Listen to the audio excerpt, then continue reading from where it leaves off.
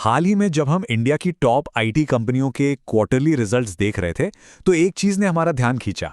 एक बहुत बड़ा और कह सकते हैं कि अनएक्सपेक्टेड खर्च, जो बिल्कुल भी नॉर्मल नहीं था, और बस इसी ने हमें इसकी तह तक जाने पर मजबूर कर दिया। तो सवाल ये है कि आखिर इन कंपनियों की अर्निंग्स रिपोर्ट में ऐसा था क्या? मतलब अचानक ऐसा क्या हुआ कि इंडिया की सबसे बड़ी आईटी कंपनियों पर 4000 करोड़ से भी ज्यादा का बोझा पड़ा? चलिए पता लगाते हैं। और ये रकम कोई छोटी मोटी नहीं है। ये है 4,373 करोड़ रुपए। जी हाँ, ये वो एक्सेप्शनल चार्ज है जो देश की 3 सबसे बड़ी आईटी कंपनियों को सिर्फ एक तिमाही में देना पड़ा। सच कहूं तो ये आंकड़ा वाकई में चौंकाने वाला है। और जब हम इसका ब्रेकडाउन देखते हैं कि ये कॉस्ट इन कंपनियों के बीच बटा कैसे, तो पिक्चर और भी क्लियर हो जाती है। सबसे बड़ा हिस्सा देखिए, टीसीएस पर आया, पूरे 2128 करोड़ का। और इन्फोसिस और एचसीएल टेक को भी काफी बड़ी रकम चुकानी पड़ी। तो अब सवाल ये उठता है कि ये अचानक से आया हुआ फाइनेंशियल बर्डन, इसका असली कारण क्या है? हमारी जांच में जो बात सामने आई वो ये है कि इसका सीधा कनेक्शन है हाल ही में लागू हुए नए लेबर कोड्स से।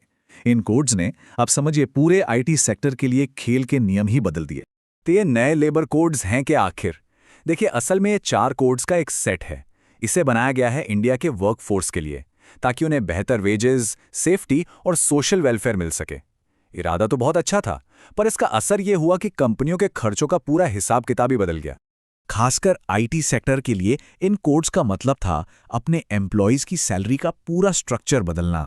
सबसे बड़ा बदलाव था कि अब बेसिक सैलरी सीटीसी का कम से कम 50% होनी चाहिए। अब आप सोचिए, ग्रेच्युटी और छुट्टियों जैसे सारे बेनिफिट्स तो बेसिक सैलरी पर ही कैलकुलेट होते हैं ना। तो बस इस एक नियम ने कंपनियों की देनदारियों को, आप कह सकते हैं, रातों रात बढ़ा दिया। अब देखते हैं कि इस बदलाव का प्रॉफिट्स पर कितना सीधा असर पड़ा। और इसे समझने के लिए इन्फोसिस का केस स्टडी एकदम परफेक्ट है।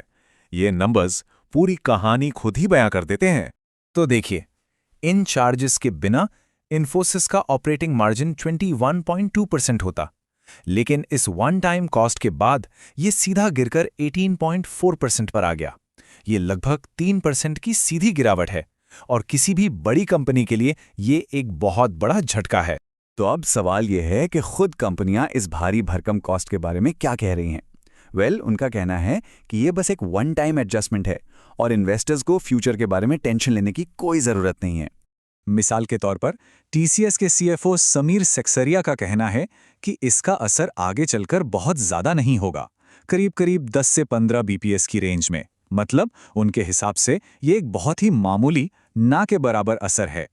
और ऐसा ही कुछ इन्फोसिस से सीएफओ जयेश संगराजका का भी मानना है। वो भी कहते हैं कि सालाना असर लगभग 15 बेसिस पॉइंट्स का ही होगा, जो एक रेगुलर इम्पैक्ट रहेगा। तो कुल मिलाके कंपनियों का मैसेज एकदम क्लियर है, चिंता मत कीजिए, ये एक मैनेजेबल कॉस्ट है। लेकिन क्या कहानी सच में इतनी सीधी है? हमारा एनालिसिस कुछ और ही बताता है। मार्केट के जो एक्सपर्ट्स हैं वो इस सिचुएशन को बिल्कुल अलग एंगल से देख रहे हैं। जेफरीज जैसी ब्रोकरेज फर्म्स का मानना है कि ये कोई वन टाइम बात नहीं है, बल्कि ये तो एक बड़ी और लंबी चलने वाली चुनौती की बस शुरुआत है। और यहीं पर इस पूरे मामले का मेन कॉन्फ्लिक्ट सामने आता है।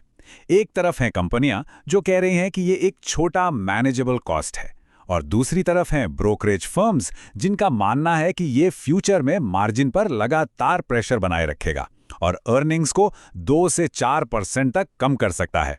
अब ब्रोकरेज फर्म्स ऐसा क्यों सोच रही हैं? उनका नजरिया इस बात पर बेस्ड है कि ये नए लेबर कोड्स कॉस्ट स्ट्रक्चर में एक फंडामेंटल बदलाव ला रहे हैं, जिसे आप वन ऑफ इवेंट कह के इग्नोर नहीं कर सकते। उनका मानना है कि ये जो 50% वेज वाला रूल है, ये एम्प्लॉय कॉस्ट्स को हमेशा के लिए बढ़ा देगा। तो फिर इस पूरी कहानी से आगे का रास्ता क्या निकलता है? मतलब कंपनियों के दावों और मार्केट के एनालिसिस के बीच ये जो टकराव है, इसका असर किस पर पड़ेगा? सीधी सी बात है, एम्प्लॉयज और इन्वेस्टर्स दोनों पर। और ये हमें एक आखिरी पर बहुत ही जरूरी सवाल पर लाकर छोड़ देता है। अगर कंपनियों की कॉस्ट हमेशा के लिए बढ़ गई हैं, तो वो इस बोझ को बैलेंस कैसे करेंगी?